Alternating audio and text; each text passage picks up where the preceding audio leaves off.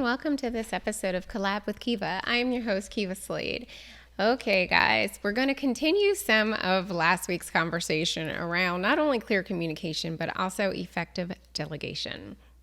This podcast is truly about that. And you know, sometimes with me, it's stuff that I see and I'm working with my clients. And it's also things that I'm going through personally.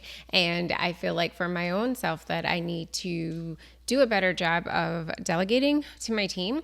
And I know, beyond a shadow of a doubt, that I am not alone in this. So in today's episode, we are going to dive into the topic of effective delegation, and especially small business owners, because delegation is crucial, and it's a skill that we need to help us maximize our productivity, scale our businesses, and basically create more time for strategic activities. And those are things that as CEOs or founders, principals, those are the things that only we can do. They're not necessarily things that our team can do for us. So whether you have a small team or you work with remote contractors, whatever it is, mastering the art of delegation is essential. So let's get started.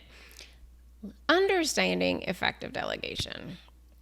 I really want to dive into what that is so that we're all operating from the same vantage point.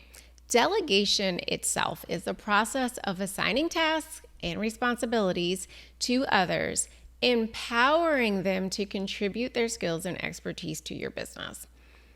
As a small business owner, delegation allows you to focus on, again, those higher value activities that avoid becoming overwhelmed with routine tasks. But part of that definition I want to unpack is that it's not just the assigning tasks and responsibilities to others. It's also about empowering them to contribute their skills and expertise to your business. In many cases, I see where teams, people have VAs, other team members, and they think delegation is just, I want to get stuff off my plate, but it's not necessarily empowering their team members in the things that they get off their plate. So let's just keep going because I'm going to circle back to that. So one of the common challenges faced by small business owners like myself, and I'm assuming at least one other listener, is the reluctance to delegate. We feel that we can do it ourselves. It's quicker if I do it than me to hand this task over because I have to explain how it needs to be done and so forth, so on, etc. However, this mindset limits our growth and it hinders our ability to scale. Because you cannot scale if you are the one doing all the things. It's just not possible. You run out of human manpower. You also run out of hours in the day and mental space. So effective delegation not only frees up your time, but it also helps you develop your team members and fosters a sense of ownership. And that is truly key, is that fostering a sense of ownership. A lot of times people are looking for their team members that have kind of next level thinking and next level reasoning skills, but there's no real ownership. So they don't feel the need to have those skills in many cases because, again, we're just trying to dump them some things that we don't necessarily want to do and we want to get off our plates. So when it comes to effective delegation, the benefits are a lot. There's many of them. So obviously we're enhancing productivity because we're distributing our workload, we're improving our own time management, and we're also, or we should be, leveraging the strengths of our team members. So when we delegate tasks, we can focus on strategic planning, business development, building relationships with clients or customers. When we're doing too much, in many cases, marketing is suffering in our businesses. Because that's something in many instances that we are the ones who have to do, that nurturing and cultivating. That's something that we have to do as owners. And it's not something that our team can do as effectively as we can because that relationship building is important. So now that we're all on the same page about what delegation is, let's talk about some principles related to delegation. The first one is clearly defining task and expectations. Task and expectations. So when you're delegating, it's just crucial to provide clear instructions as well as the desired outcome.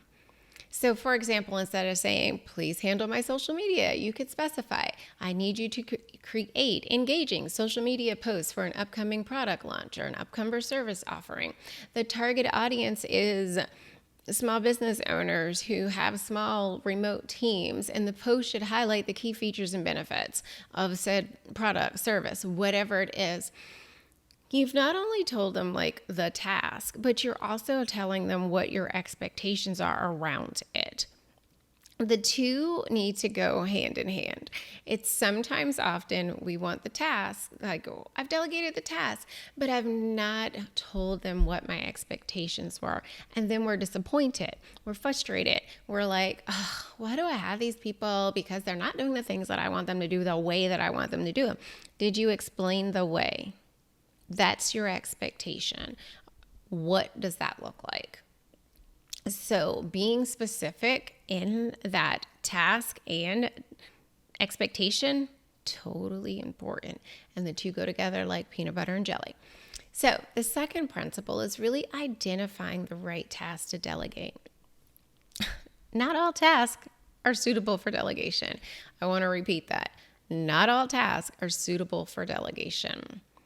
And I think that's something that's forgotten at times, that we start to think that we can just get everything off of our plates and I don't have to deal with this and this, and this. And in many instances, we're delegating the wrong things. And we could be delegating them to the wrong people on our team. Both are recipes for disaster. So when it comes to tasks, you want to determine the right task to delegate. When I've worked with clients, like we really do a task assessment, really looking at all the things that they are involved in. And trust me, this brain dump is massive, and really start to figure out where tasks are. For some people, I use monetary values, $10. I'm going to keep the math simple today. So like $10, $100, $1,000. When you think about tasks that you're doing in your business, if you were to take a piece of paper and make those three columns, $10, $100, $1,000, and you were to write out what task you're doing and where they fit in terms of impacting the bottom line of your business. Okay, so you posting your own social media. Well, for some of you, it's a $10 task. For others, it might be a $100 task. It's definitely not a $1,000 task. And you networking in order to drum up additional contacts, $1,000 tasks, right? It's not something that can be delegated. Let's see, something else. I could have come up with some other ones before I got on here, but you writing your own social media captions, like seriously? Probably not something you need to do. Is it something you could possibly edit that your team has started? Absolutely. So it's a $10 task. But in many instances, when the owners that I work with will find they spend a lot of time in $10 land, even quite a bit of time in $100 land, and very little time in $1,000 land.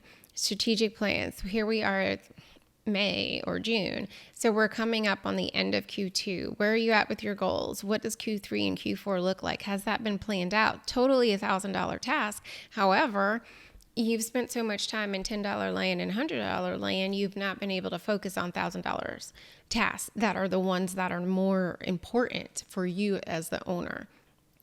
So really, you want to assess not only your strengths and weaknesses, but also assess your team's strengths and weaknesses and really identify tasks that align with your expertise. Don't get me wrong. If you're a phenomenal writer and it's probably easier for you to write out your social media captions, then that's a different story. Some people struggle with writing. So if you're struggling with writing, it's not a strength or weakness of yours. And now is not the time for us to say, I want to build up on my weaknesses and turn them into strengths. Now, dude, we're going to leave it as a weakness and keep it moving by focusing on our strengths. So understanding those tasks, understanding your own strengths and weaknesses and how that aligns with your expertise really helps you fill out those charts of $10, $100, $1,000. So tasks that are routine, they're time consuming, or can require specialized skills, those are things that you might want to delegate. For example, I'm currently in the process of having my website redesigned. I really did start, like I had copy done and I was like, I'm going to start doing, I'm going to redesign my website. Like I know Squarespace, I can do this. Oh my goodness. I literally sat down and started on the project and I was like, why am I doing this? Like literally asking myself, why am I doing this? Because the things I was hoping to see or wanting to change was going to require me to change the global settings and then this part of settings. And I was like, I don't want to do this. And I might screw it up and mess up something that then is going to need to be fixed. I was like, I really don't want to do this. And it took me a moment. I'll be honest. It took me a moment because I was just like, could I do this myself? And I went back and forth and back and forth and back and forth, only to really determine I can't do it. And the web designer that I'm working with, she's done coding and different things in Squarespace that I would never have thought to done. I would not have known how to do without like extensive tutorials, which again would have taken up way more of my time than I really had allotted for this particular project. So that was something I needed to delegate. And I chuckled because she's like, oh, we need this for your footer, this, that, and the other. I was like, oh, I got to go in Funnel Gorgeous. Oh, I got to do this. I was like, how can I delegate this part too? Because it's something else that I don't need to focus on and I will be the bottleneck in this project being completed if she sits and waits for me to go into Funnel Gorgeous to give her the thing that she needs. It's not going to be pretty, everybody. So think about your strengths and weaknesses. Think about what aligns with your expertise, and then start thinking about what can you get off your plate and who does it go to? Does it go to someone on your team?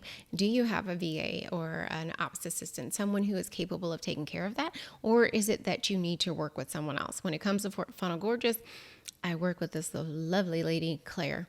Claire is the most amazing. I can message her. She has access to my account. She does amazing things. Claire specializes in Funnel Gorgeous. I don't have to really think about Funnel Gorgeous. I think about what I want it to do, and I ask Claire if it's possible, and Claire helps me do those things. If not, just does them. So again, if something requires specialized skill, I don't have time to learn it. And that's why Claire is amazing. So when you think about things, think about administrative work, content creation, some customer support tasks. I send a weekly email to my clients about what does success look like for this week. I was like, you know what? Actually, my apps coordinator can send that message. Like, she knows all the clients. Like, it comes to me anyway. And so, hey, let's do that. And I got that off my plate. Seems like a small thing, but let me tell you, freed up mental space, which was truly delightful.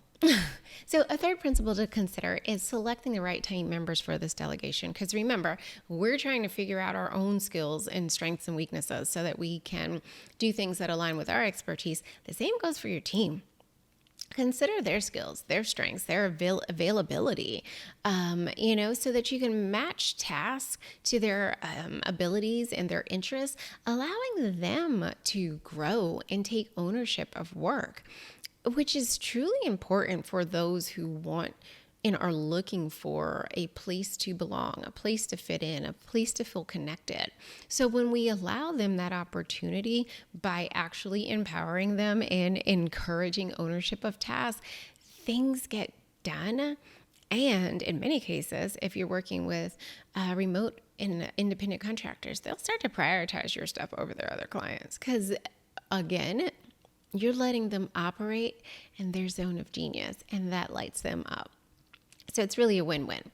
So like if you have someone who's great with graphic design, delegate that. Delegate your marketing stuff to them. Stop trying to be the one in Canva doing all the things. Trust me, that's a lesson I learned. Even with branding and all the things like templates, all the things, just let it go.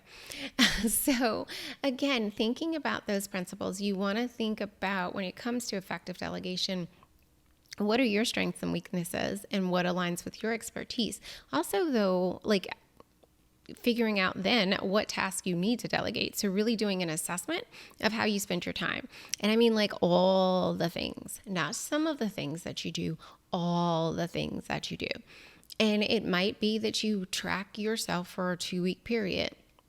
Because honestly, there's some things that you might not do in week 1 that you do in week 2 of running your business. Some people have tracked themselves for a month. And because again, there might be some once a month duties or once a month tasks that pop up. So track yourself and really keep a list of everything that you do in your business, and then figure out $10, $100, $1,000. You can use whatever numbers you want. The key is understanding where you're spending your time and how those activities that you're spending your time on impact the bottom line. Okay, and then also you want to think through your team members' strengths and weaknesses as well. So, excuse me. So now that we have this foundation for delegation, let's just talk through some techniques. The first one, again, goes back to what we were talking about last week, which is communicating clearly and providing context. When delegating, ensure that your team members have like a clear understanding of the task requirements, its context within your overall business objectives. So if you can share that background information, they know what the desired outcome is. You're again empowering your team to make informed decisions, and therefore they can deliver better results.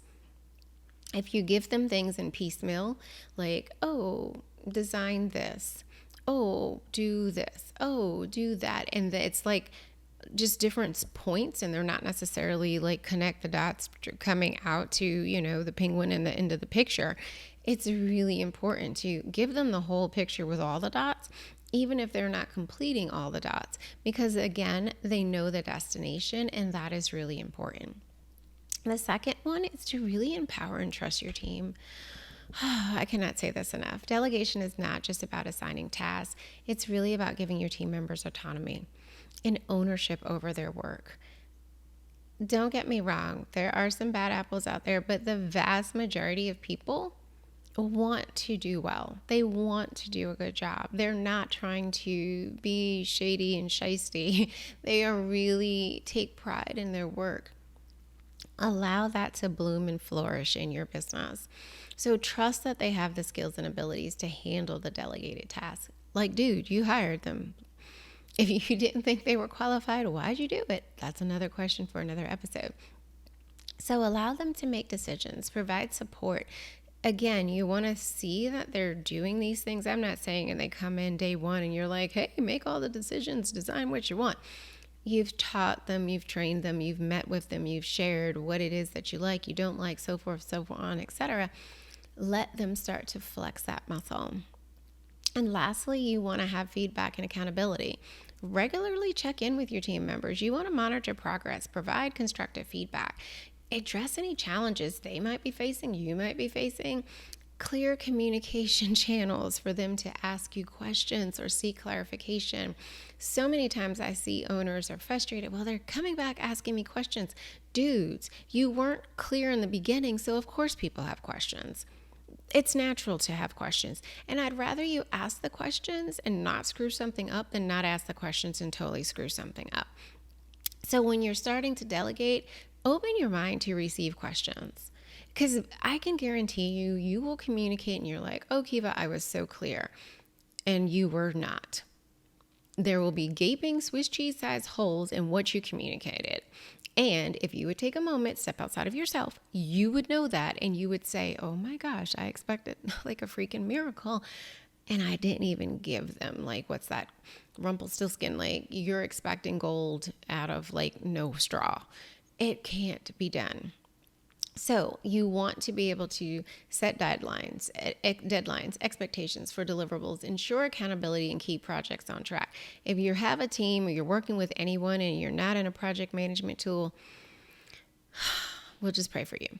But seriously, you should be in a project management tool. I don't care if it's Trello, Asana, ClickUp, Monday, whatever you want to use, you need to be using something as my key point here, underline, exclamation point.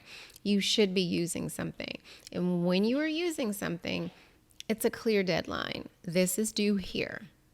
Expectations are laid out. My team will tell you I loom them to death, okay? Because I pay for Loom and I will loom out what I want done and what my expectations are. You have questions, pop them right on in there and click up. We go back and forth. We answer all the questions and I get what I want. And they've been like, okay, great. This is awesome. So clear communication. I don't care how you do it. You might be a voice message Slack person, whatever it is. You need a project management tool so that there's a clear deadline, clear expectations of when those things are due, and you have everyone is on the same page as to who's doing it and when it's due. So now, you've heard a lot of grumbling from Kiva today, but honestly, this is so important, and it's more important, I feel, especially working with remote teams when we're not able to have that face-to-face, like in-person communication. I don't want to just say face-to-face because some of us, obviously we can utilize Zoom and other Google Meets and things of that sort, but that face-to-face in-person conversation is different than face-to-face virtual. So improving our own communication skills as we are delegating is super important. So as we look for some takeaways, first one is clearly define your task and your expectations. When delegating, I want you to be specific about what needs to be done, the desired outcome, any guidelines, parameters, anything that needs to be known. Make it known. People do not read minds. They cannot assume that this is what you meant and assume this. They can assume, but they might make a wrong assumption. And we all know what happens then. So the clarity that you get from sharing all the details is important to help your team members understand their role and responsibilities and deliver you what the heck it is that you're looking for. Number 2, mask the task to your team member strengths. Consider their skills, their expertise, their interests. You might have people in your team who want to grow. How can you make that happen? There are ways, different tasks, different things. And I'm not saying you go in with your dump truck, give them all the things all at once. Ding, ding, ding, wrong answer. You want to do this gradually and be intentional and purposeful about it. But again, if you're leveraging their strengths, they're going to give you better results. And most of the time, it's going to be faster. We can sit on things for a long time. And you heard that in the last episode. And our team members have the answers. They have the key to unlock us from our prison of sitting on things too long and being a bottleneck. We just don't communicate well. Number 3, foster open communication and provide support. Encourage your team members to ask you questions, to seek guidance, and get regular feedback. For those that have had kids, it's the same thing. It's like they come to you, Mommy, was this right? Yes, actually it was, and blah, blah, blah, blah, blah. The next time they're going to get to that part of the step, they're not going to come to you because they already know that part's right. They're going to move on. Same thing happens with your team. Oh, we got to this step. We know that we're on the right track. Then we're going to move on. Then we'll come to you. You want to have that regular feedback, open channels of communication for questions, for guidance. And when you foster this culture, basically, of open communication, and we've talked about culture, you're creating an environment where everyone feels comfortable and supported in their delegated tasks. When people do not feel supported, they leave. And I don't care if you have a remote team or you have employees, the cost of retraining, rehiring, all the things, you don't want to do this. You want to hire well, support the team members that you have. Let them know you are grateful, you are thankful, and you are working on being better, because all of us have an opportunity to do that. So as you take these takeaways in your delegation process, I really want you to find where that effective delegation transforms your business and allows you to focus on strategic activities, empowers your team members, and promotes overall growth and success. And I'll add one last thing. Again, it goes back to those expectations we were talking about recently. Set realistic ones. A person in your business today, by the end of 30 days, is probably not going to have created miracles. Why? Depending on your communication skills and the amount of information available in your business, they probably don't even have all the tools that they need to do what it is that you've asked them to do. straight talk from what I've seen. So your business might be different. And if so, kudos, confetti throws, all the things for you. That's not the majority. So be realistic with your expectations of what people can do. If you haven't been clear, you haven't been kind, and we talked about that as well. So don't look to them to create miracles when you haven't given them the tools to do so. So thank you for joining me on this episode of Collab with Kiva. I really hope that you found this insightful and actionable as you go forth to be an effective delegator. And I want to hear all about it. So please reach out. Keep me accountable too, because like I said, this is an area in which I struggle and I am doing better and I want to do even better. So thank you so much. I'm wishing you all the best as you seek to scale and thrive in your business and mastering the art of delegation. You can really unlock full potential for yourself as well as your team. I'll see you next episode. Bye. Thanks for tuning in to another episode of Collab with Kiva. I'm wildly cheering you on as you go forth and execute data and operational efficiencies in your business. If you need additional support, connect with me via my website, the516collaborative.com.